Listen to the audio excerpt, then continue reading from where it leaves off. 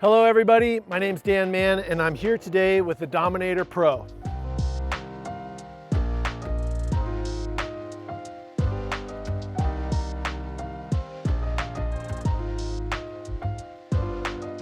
So Dominator Pro came along when guys who were riding the Dominator 2 and the old Dominator wanted something more high performance.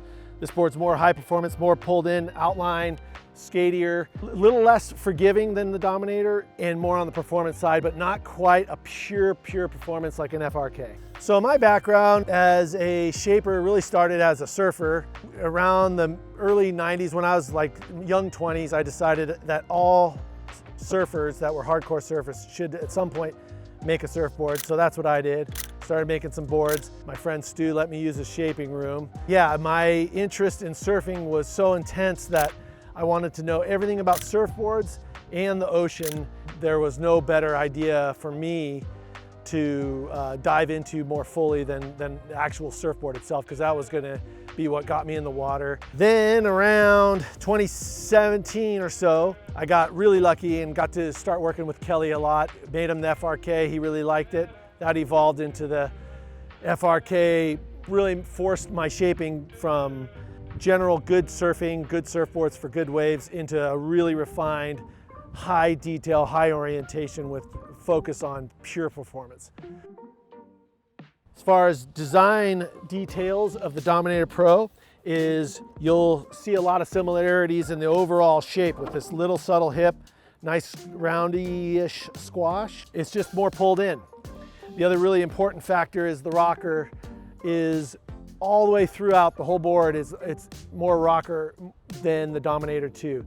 Dominator 2 has some more subtle curve right through here and out the nose. This is a little bit more, I just took it and just increased the rocker both on the nose and the tail. The other significant design features are the concave. The front foot has a nice single concave. It's slightly deeper than the Dominator 2. And then that single it splits into a double right through the fins. And the single concave starts to ease, so it gets a little more flat from rail to rail here. And that splits into a V right off the tip of the tail right there. V with a little slight double barrel. Another really cool thing about the Dominator Pro is that this is the board. This is the first time Firewire and I have done a pure performance board, shortboard, that someone like hopefully David would ride or a pro would pick up in a heat, that's made out of our Helium construction. Okay, so Helium is Firewire's best-selling technology. It is a 1-pound core, balsa and polonio rails, 3mm skins on the top and the bottom, with a 1-pound EPS core in the middle to keep it nice and light and springy. The type of person that is gonna ride this board and has been riding this board are really good surfers who wanna up their game, and who want a little bit forgiveness. It's a little bit more, little fuller nose, a little more outline up there, so that if you're coming away from a pure performance board, you get a little bit more of a window in terms of smaller waves, but it'll also hold real well in good big waves. If you're coming from being primarily a gravel board guy, Dominator 2 or even a potato kind of world, you can get up into this and you start taking your surfing to a higher performance, more in the pocket, more control over speed regulation. That's this board. So in terms of performance, this board sits pretty firmly, cleanly right in between the FRK series, the FRK Roundtail or Squash and Swallow, and it sits right between that and the Dominator 2. This is probably right in the middle. It's kind of a little bit more in the world of the S-Boss with a pointy nose. So most of my feedback so far has been coming from Kevin Schultz and Brody. They've been saying they really like it in small beach breaky, punchy little waves. They will go immediately to the FRKs in big surf, but when they're surfing head high, punchy beach breaks, pockety waves where they want to fit really tight in the pocket, they've been feeling that this has been performing really well for them. Yeah, this is a board that I've really gotten acquainted with, to be quite honest, really in the last month. And I think the first thing I kind of noticed was just the simplicity of paddling. I mean, right away when you jump on a board, you're kind of feeling around for like, oh, does this board paddle well? Does it move around through the water good? Can I put the board where I want to in the wave?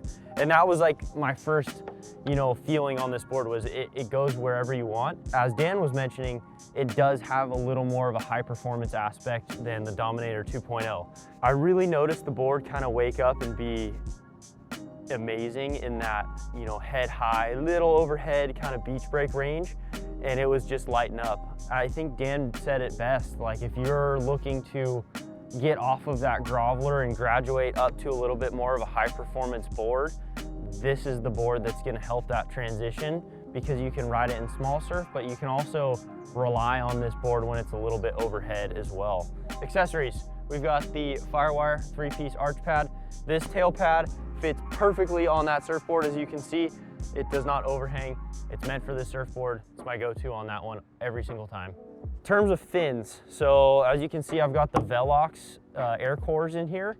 I have not tried this board as a quad yet, so I still have more experimentation to do, and I'll report back to you guys when I figure that out. For me, it woke up when I tried it in that punchy beach break. Yeah.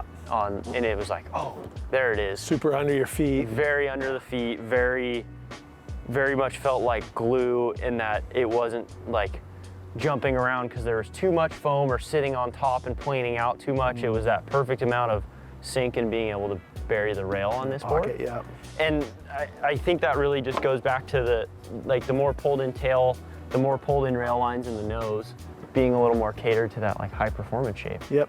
It's really awesome to work with Dan, because he'll come to me with an idea of a shape, and then I usually give him my 2 cents on something. And for me, I love riding like an experimental design to see what works, and then being able to feel what works and what doesn't. And then him and I think, have a great relationship of being like, hey, what did you feel in this board? Did I feel the same thing? Was it a bad thing? Was it a good thing? And I feel super like confident going to you and telling you something that might be uncomfortable sometimes, and being like, that's so important. I feel bad telling you that like something doesn't work sometimes, but that's the beauty of developing shapes, and like then we fix them and we end up with these rad boards, designs. Yeah. And then you guys get to ride them, and I'm still trying out stuff, and Dan's shaping his own boards, and he gets them off a factory line too. And it's like, it's just a really cool working relationship that Dan and I have been able to build over the last few years, and just essentially make awesome surfboards. All right, guys, so that's the Dominator Pro, designed and shaped by Dan Mann, this guy right next to me. Go check it out at your local surf shop or Firewiresurfboards.com.